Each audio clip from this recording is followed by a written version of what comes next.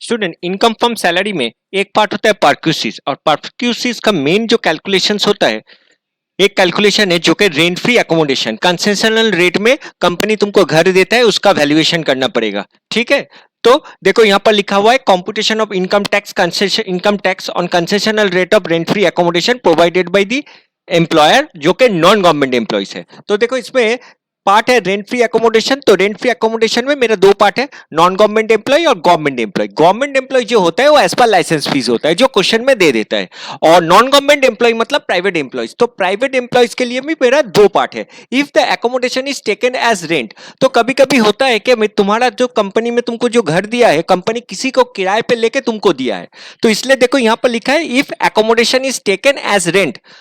तो कंपनी अगर रेंट पे लेगा तो उसका क्या वैल्यूएशन होगा? वेरी सिंपल, देखो यहां पर लिखा हुआ है 15% ऑफ द सैलरी और rent paid which ever is lower. तो कंपनी ने जो रेंट पेड जो एक्चुअल लैंडलॉर्ड को दे रहा है, और 15% ऑफ तुम्हारा सैलरी जो है, उन दोनों में से जो कम होगा वही मेरा वैल्यूएशन होगा। ठीक है, तो ये केस कौन सा है ना, if the accommodation is taken as a rent और accommodation is owned by the employer. Accommodation is owned by the employer मतलब कंपनी का खुद का घर है, खुद का बंगलो है, खुद का रेसिडेंशियल फ्लैट है। ठीक है, तो उसके लिए क्या होगा, उसके लिए एक्चुअली पॉपुलेशन वाइज मेरा वैल्यूएशन होगा। तो पॉपुलेशन वाइज वैल्यूएशन देखो यहां पर कि if the population of the city is more than 25 lakh, मतलब जिस शहर में पॉपुलेशन 25 लाख से ज्यादा है उसमें मेरा 15% ऑफ द सैलरी लगेगा। If the population is less than 25 to 10 lakh मतलब 25 लाख से कम,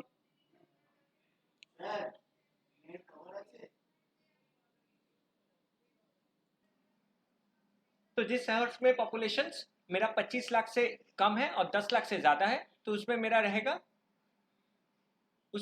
10% ऑफ दी सैलरी। और देखो if the population is less then 10 lakh मतलब जिस शहरों में शहर 10 लाख से कम है, तो उसमें होगा 7.5% of salary. But main part है सैलरी का मतलब क्या, हर चीज में एक एक सैलरी का डेफिनेशन है। ग्रेचुटी में अलग डेफिनेशन है, लीव सैलरी में डेफिनेशन है, एचआरए में डेफिनेशन है, और ये एकोमोडेशन में भी एक डेफिनेशन होगा। तो डेफिनेशन ऑफ दी सैलरी में देखो इसमें थोड़ा अलग है, जैसा लीव सैलरी में ग्रेचुटी एचआरए में ऑलमोस्ट सब सेम ही था। इसमें देखो यहाँ लिखा हुआ है कि salary for this purpose basic plus DA plus कोई भी अलाउंसेस, सारा अलाउंसेस ऐड हो जाएगा। ठीक है, तो सारा अलाउंसेस ऐड हो जाएगा और कमीशन भी ऐड होगा, बोनस भी ऐड होगा। ठीक है, तो ये कैलकुलेशन करना पड़ेगा सैलरी का मतलब। तो ये कैलकुलेशन करने के लिए हम लोग को सैलरी पहले अच्छे से कैलकुलेट करना पड़ेगा, क्योंकि मेरा सैलरी गलत हो जाएगा तो ये अकोमोडेशन, वैल्यूएशन ऑफ अकोमोडेशन भी गलत हो जाएगा। और देखो कभी कभी ये जो पार्ट है, ये जो हम दिखा रहे हैं, ये है अनफर्निश्ड अकोमोडेशन, मतलब इसमें कोई फर्नीचर प्रोवाइड नहीं हुआ, अनफर्निश्ड है। तो फर्निश्ड में क्या है, तो ये जो मेरा वैल्यूएशन आएगा इसमें जस्ट हम लोग देखो 10% हम लोग इसमें ऐड कर देंगे। If the employers provide the furniture then also added 10% of the cost of the furniture, furniture जो दिया उसका कॉस्ट और हायर चार्जेस। मतलब कभी कभी होता है कि कंपनी किराए में देके तुमको दे रहे हैं, तो उसमें तुमको जो हायर चार्जेस है, किराए का जो फर्नीचर का जो किराया चार्जेस वो भी ऐड हो जाएगा। ठीक है, और कभी कभी होता है कि कंपनी ने तुमको इस एकोमोडेशन प्रोवाइड करने के लिए कुछ अमाउंट डिडक्ट कर लिया, तुमसे कुछ पैसा लिया। ठीक है, तो वो लेस हो जाएगा। देखो यहाँ लास्ट 3 नंबर पॉइंट पे देखो, in all cases amount is reduced by the amount if the employees paid any for his accommodation to his employer। मतलब एम्प्लॉयर को कुछ भी अगर पैसा देगा इस एकोमोडेशन के लिए, पर्टिकुलर ये एकोमोडेशन के लिए, तो तुमको वो एग्जम्पशन मिल जाएगा, उसको टोटल वैल्यूएशन से वो लेस करना पड़ेगा। तो होप स्टूडेंट ये तुमको लोग को रूल समझ में आ गया। Rent free accommodation very simple, दो पार्ट होता है, एक है if the accommodation is taken as rent, वो अच्छे से पढ़ लेना, और accommodation is owned by the employ मतलब कंपनी का खुद का घर है कि नहीं। ठीक है, तो ये सारा रूल करने के बाद हम लोग एक सम शुरू करेंगे, इस सम में ये होगा।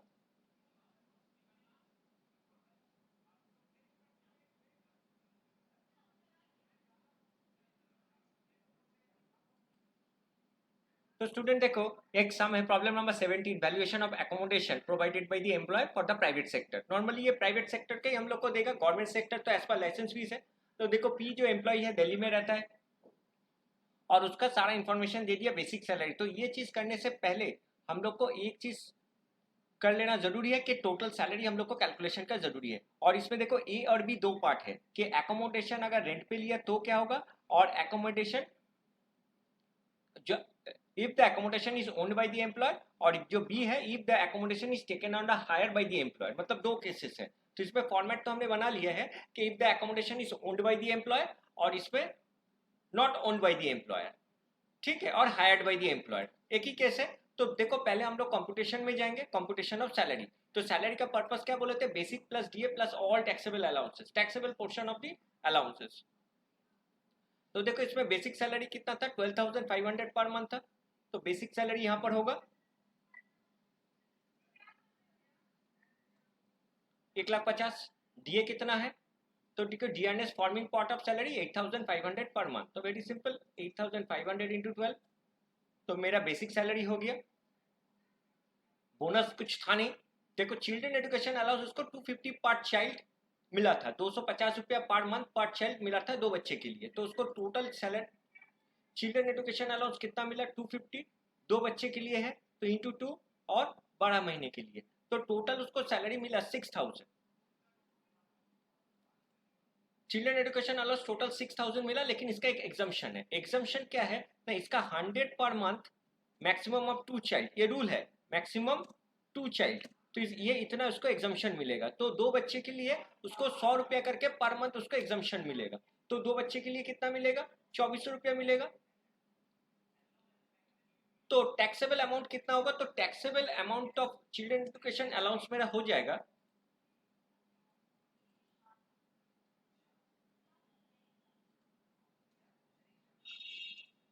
3,600, 6,000 से 2,400 माइनस कर दे। फिर से बता रहे, एक अच्छा चीज सीख गया, चिल्ड्रन एजुकेशन अलाउंस में 100 रुपया पर चाइल्ड, मैक्सिमम ऑफ 2 चाइल्ड मेरा छूट है। हमको चाहे जितना भी कंपनी दे, हमको 2400 रुपया मिलेगा 2 बच्चे के लिए, एक बच्चे के लिए 1200, तो 2 बच्चे के लिए 2400 हमको एग्जम्पशन मिल गया।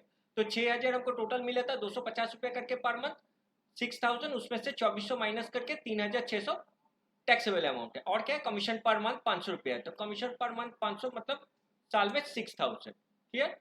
तो टोटल सैलरी मेरा क्या कैलकुलेशन हुआ, तो इन सबको टोटल करने से मेरा टोटल सैलरी आ जाएगा 2,61,600। तो ये जो है, ये मेरा एक बहुत ही वाइटल कैलकुलेशन है, taxable amount of salary. Clear. तो पहले ये कंप्यूटेशन ऑफ सैलरी में हमने टोटल पहले सैलरी कैलकुलेट कर लिया, अब आएंगे वैल्यूएशन ऑफ एकोमोडेशन में। तो वैल्यूएशन ऑफ एकोमोडेशन में पहले फर्स्ट केस करते हैं, ये जो केस ए है, if the accommodation is owned by the employ. अगर देखो ए में क्या है, if the accommodation is owned by the employer, fair rent 3,500। ये जो फेयर रेंट है ये बेकार है, ये कोई काम का ही नहीं है। ये जो फेयर रेंट है ये मेरा कोई काम का नहीं है, फेयर रेंट में कुछ होगा नहीं, ये जो है ये मेरा कोई काम का नहीं है। ठीक है। और देखो जब भी ओन्ड बाय द एम्प्लॉयर होगा तो हमको एकोमोडेशन देखना पड़ेगा कि एकोमोडेशन कहां पर है। दिल्ली में है, मतलब मेट्रोपॉलिटन सिटी है, तो मेट्रोपॉलिटन सिटी का पॉपुलेशन 25 लाख से ज्यादा ही है। तो जो रूल था कि मेरा जब 15% ऑफ दी सैलरी हम बताए थे, जब 25 लाख से ज्यादा होगा तो यहाँ पर 15% ऑफ सैलरी लेंगे। तो कैलकुलेशन में हम लोग क्या होगा, फर्स्ट कैलकुलेशन में हम लोग लिखेंगे 15% of salary, 15% of 15% of salary, जो कि 2,61,600 है। तो मेरा कैलकुलेशन में जो होगा इसका 15%,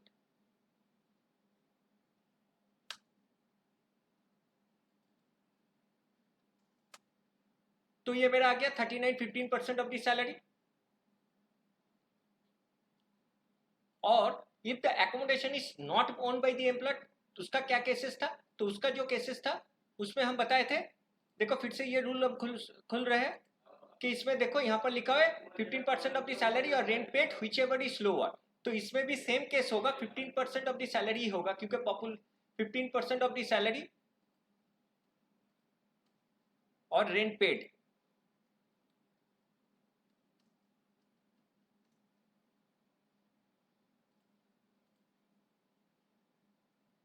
तो रेंट पेड कितना था, तो देखो यहाँ पर दिल्ली में वो था, उसके लिए उसको रेंट पे किया था 2,000 पर मंथ। ठीक है।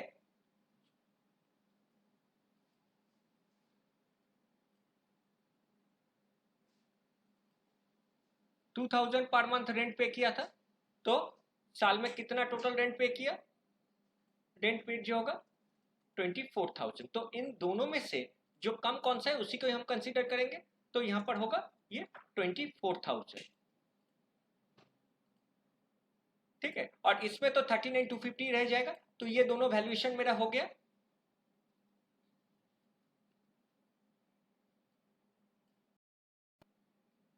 तो देखो इसमें मेरा वैल्यूएशन हो जाएगा इतने, इसमें सिर्फ बाकी रह गया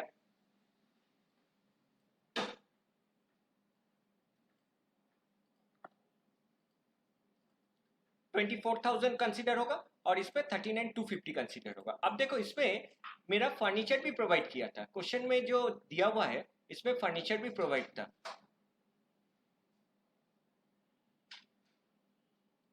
देखो इसमें he is provided a rent free accommodation था, rent free furnished accommodation in Delhi with a TV and geyser, TV geyser मिला के 20,000 और 8,500। तो हम क्या बताए थे, अगर कोई फर्नीचर देगा तो हम क्या कहते थे, add 10% cost of furniture, 10% cost of furniture. तो फर्नीचर का वैल्यू क्या था, 28,500 था, तो उसका 10%, तो उसका 10% कितना होगा, 2850 इसमें भी होगा और ये इसमें भी होगा। ठीक है, बस तो ये सम कंप्लीट हो गया। तो ये टैक्सेबल अमाउंट ऑफ परक्यूसीज है, taxable amount of rent free accommodation, rent free furnished accommodation कर रहा है क्योंकि इसमें फर्नीचर भी था।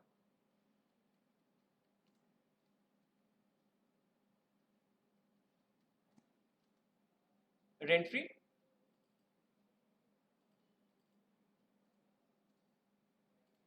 तो देखो अगर ओन्ड बाय द एम्प्लॉयर होगा तो मेरा वैल्यूएशन ज्यादा हो गया, ओन्ड बाय द एम्प्लॉयर होगा तो इसमें मेरा टैक्सेबल पोर्शन हो जाएगा 4290। और अगर एम्प्लॉयर का खुद का घर नहीं है, मतलब ये रेंट है, if the accommodation is not bye the employer, और हम लोग इसको कह सकते हैं और इसको और रेंटेड।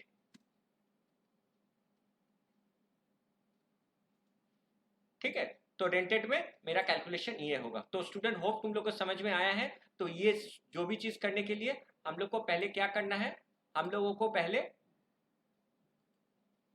सैलरी कैलकुलेशन करना है, उसके बाद ही इसका वैल्यूएशन करेंगे। वैल्यूएशन अगर खुद का होगा, खुद का घर रहेगा तो 15% ऑफ द सैलरी, और अगर किराए का होगा तो 15% ऑफ द सैलरी, और rent paid whichever is lower. तो इन दोनों में जो कम है उसी को ही हमने कंसीडर किया।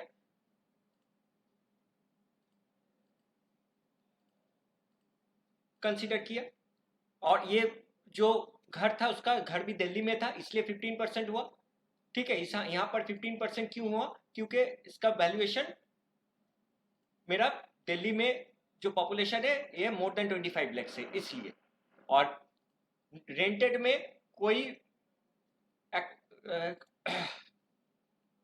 रेंट में मेरा कोई पॉपुलेशन नहीं देखा जाता, इसमें डायरेक्ट 15% ऑफ द सैलरी और rent paid whichever is lower, और इसमें पॉपुलेशन वाइज जाएंगे, लेकिन ये दिल्ली में था इसलिए ये 15% हुआ। तो दोनों केसेस में 15% हुआ, क्योंकि ये दिल्ली में था इसलिए 15% हुआ, और इसमें तो फिक्स मेरा 15% है ही, मतलब रेंटेड एकोमोडेशन के लिए 15% है ही।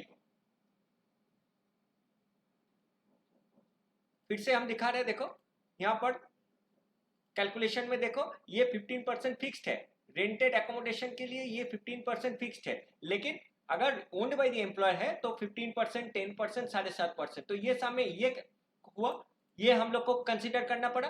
क्यों इतना कंसीडर करना पड़ा, क्योंकि ये 25 लाख से ज्यादा है, दिल्ली में था इसलिए इसका 25% हुआ। तो स्टूडेंट होप तुम लोग को ये समझ में आया है, ये कैलकुलेशन भी समझ में आया है, और इसको देख देख के तुम लोग को कोई भी सम कर सकते हो। ये सब स्मॉल पार्ट है, छोटा छोटा पार्ट है, और इसको जब बड़ा सम करेंगे इसमें से एक छोटा पार्ट यहां पर भी घुस जाएगा। ठीक है, तो इसको अच्छे से देखते रहो, और इसी हिसाब से हम लोग तुम लोग को होमवर्क भी देते रहेंगे। Thank you so much.